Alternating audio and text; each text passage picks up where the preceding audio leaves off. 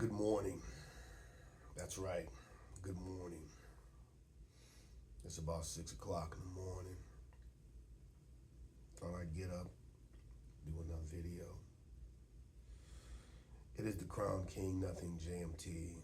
Metallica wrote that song about me. Where is your Crown King, nothing? Right here. Man, we've got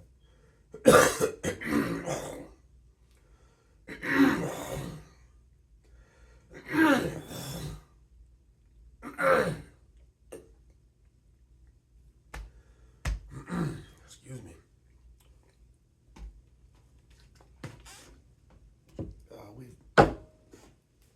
We got a lot of good stuff on the Kingship, man. We got conversation, we got story time, read from the Bible. Who does that? Got Kingship.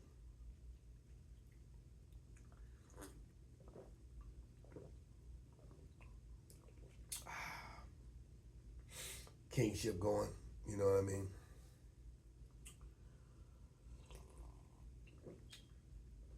Man, it's real early morning, man.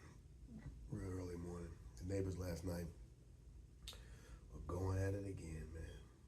God, I'm gonna write a book about them. And I know the whole story, and the reason why I know the whole story, because these walls are so thin, I can hear them like they're right in the next room. And, I know the whole story. And it's like, wow. It's like, wow. And the thing about it is, the cops are called on these motherfuckers a lot, but I don't believe in calling the cops on people. Let them work it out. If they kill each other, that's unfortunate, but even if they kill each other, I believe in letting them work it out. The problem is, the thing about it is, and I said this before, and I'll say it again, and I'm gonna keep saying it, because it's gonna get to the point where I'm not gonna say it. After a while, I'm gonna move on and not even repeat it, not even acknowledge it. But out of the 8 billion people, and maybe even more, that are in the world, hang on a second. Out of the 8 billion that are in the world, I'm the last good person in the world. And that's just ridiculous. It's ridiculous that mankind has gotten to the point where every single individual is no good. So now, like I said, it's up to me to spawn good people, but I'm not going to do it yet. Which means if there are no good people, then if there's only one good person in the world, which being the Crown King, nothing JMT, the only good person in the world, it means that you're going to see more chaos in the world.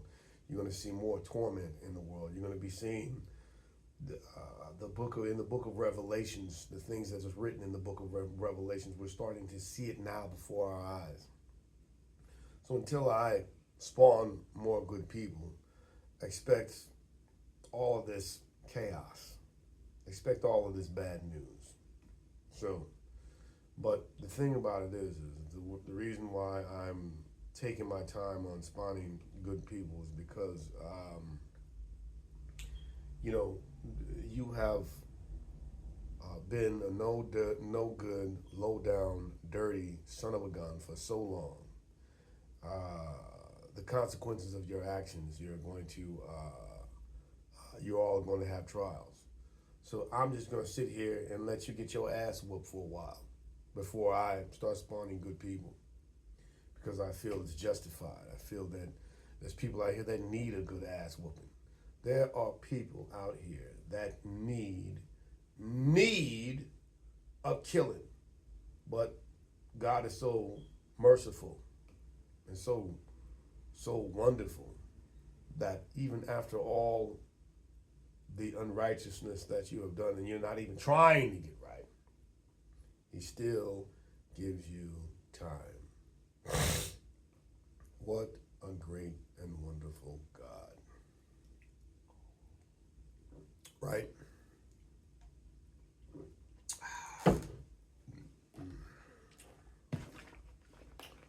Oh, God.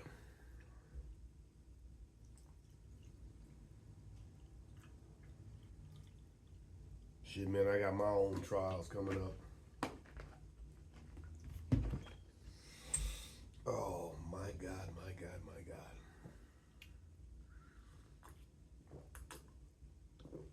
God. Yeah, the Crown King Nothing, man. We do everything, man. The Crown King Nothing. Conversation, story time. We even read from the Bible, man. Who does that? Yeah, you're never going to read from the Bible. So, get your biblical time with the Crown King Nothing, JMT. God was King of Kings and Lord of Lords. So, wherever you see a king, technically he was serving under God. But we've got wicked kings. We've had wicked kings. And now there's only one king left in the world. Well, there's other people that consider themselves kings, and I wonder what they're doing, you know.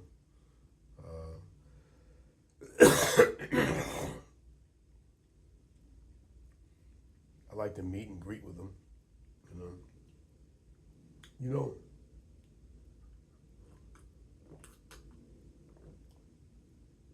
it never fails. Everybody wants to do the King Solomon thing, so when they get successful, they get a whole lot of women, and then when you get a little bit too successful, you go crazy with it, you know, like, organizing orgies and things of that matter, you know. It's a whole hell of a lot of fun. I have to imagine that it has to be a whole hell of a lot of fun. Have I ever been involved with an orgy? No, I have not. Never in my 44 years have I been involved in an orgy, you know.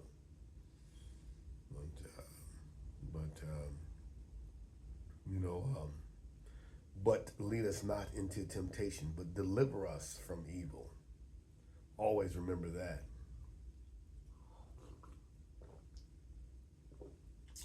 For thine is the kingdom, the power, and the glory forever. Amen. Now, I've been saying here lately, before I say amen, I say with no reference to Amen Ra, amen. Because it's been said through forbidden knowledge that amen was structured through Amen Ra, a person who recognized himself as the God and wanted all that worship for himself and had the people worship him. And before and after a prayer ended, they would say amen, giving reference to Amen Ra. So it's like, wow, if that is true, then when I pray, before I end it, I say with no reference to Amen Ra, amen. Because you've been saying amen for so long, it's just like, you're not going to be able to stop saying that. It's just like when some of my old school friends, I had a friend named, what was his name? Steve Dascio, right? I called him Dascio, but it was Steve Dascio. Steve Dascio. I called him Steve Dascio. Steve Dascio.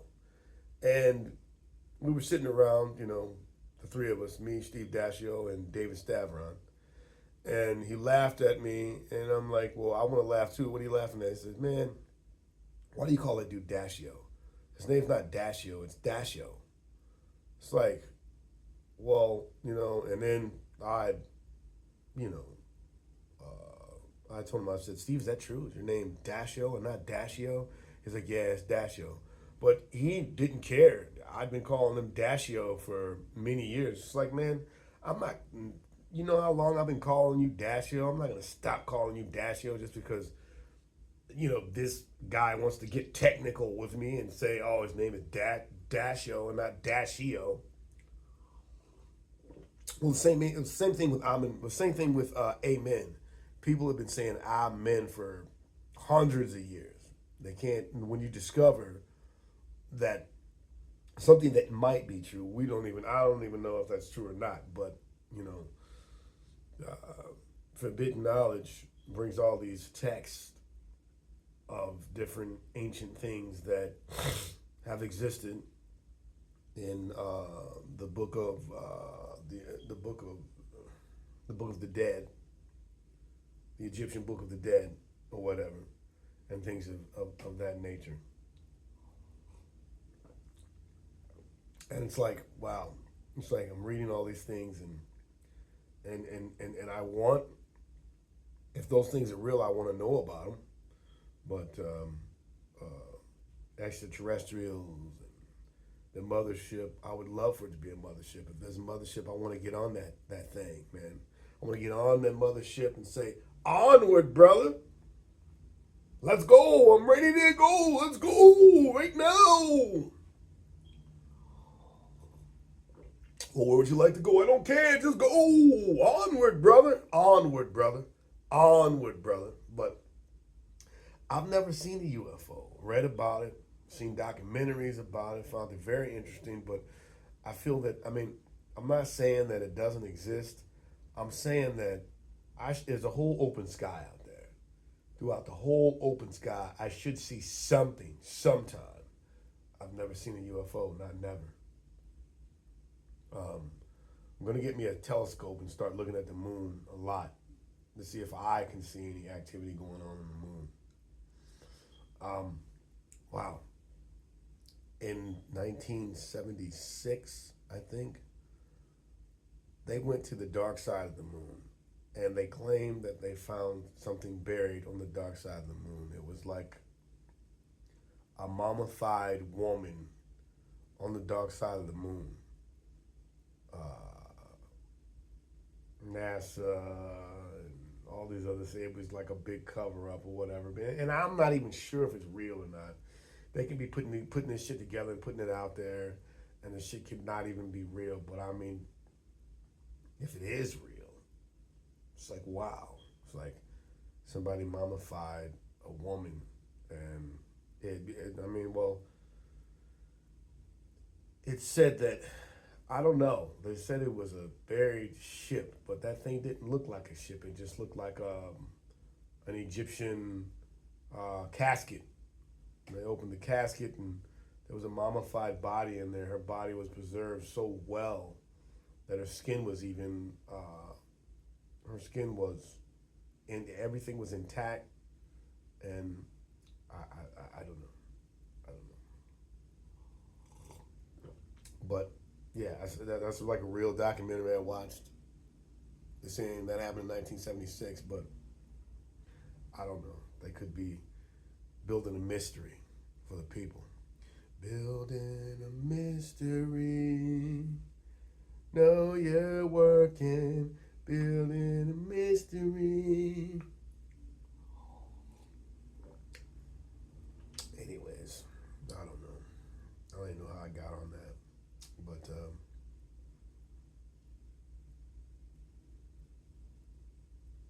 anyway,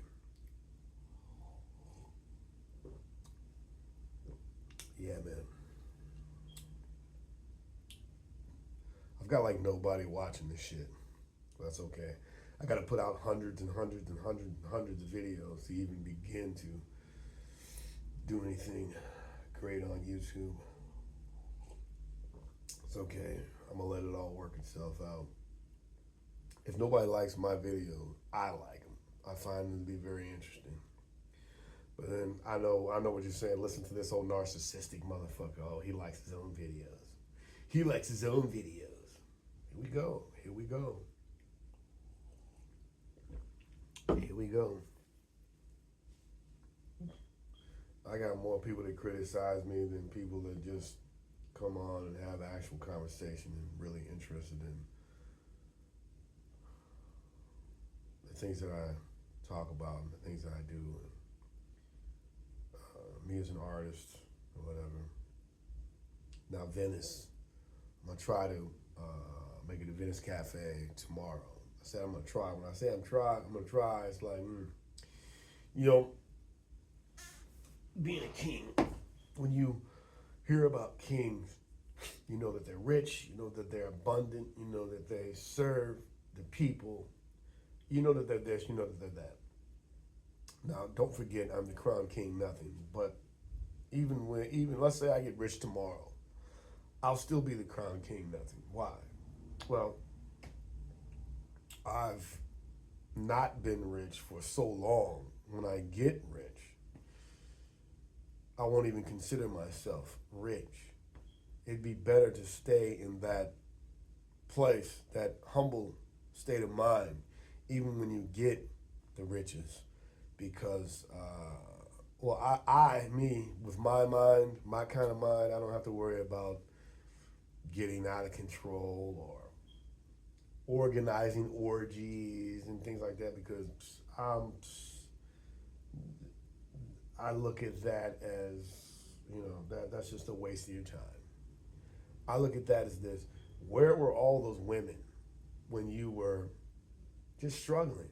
A man on his own, paying all his bills, riding in his little Honda, trying to do the best he can. There were no women in your life. So why should you welcome women when you get the riches? Why should you, people forget. People forget.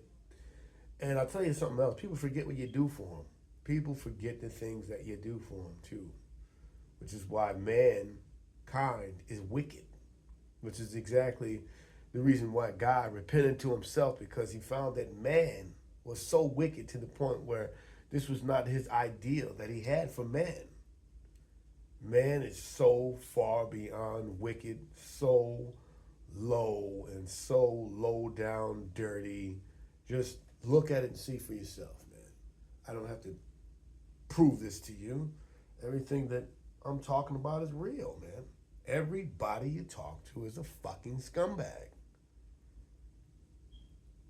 Just walk around. If you can't see it, but you keep walking around, you keep looking. You can't see it because it's become common when when the masses believe in something, they make it real. Like, for example, if the masses believe that if the masses believe that this remote control, okay, is God. Now, this remote control is not God. But if the masses believe in something, it makes it real. It makes it real. Now, the remote control that you believe is God, further in depth, what are you doing? You're worshiping false idols, right? And the number one false idol that everybody is worshiping today, money, money. Yeah, money. Yeah, money. It is the new false idol. They're worshiping the money. They're worshiping the money so blindly to the point where it has cut into the way of life. And money was never supposed to do that. Money was never supposed to have anything to do with life. But it was never supposed to have anything to do with life. But it does. Because the masses believe in money, guess what? I got to get out and make this money. Because all of you believe in money. You believe in money more than you believe in yourselves. You believe in money more than you believe in your mind, soul, body, and spirit. First thing is money.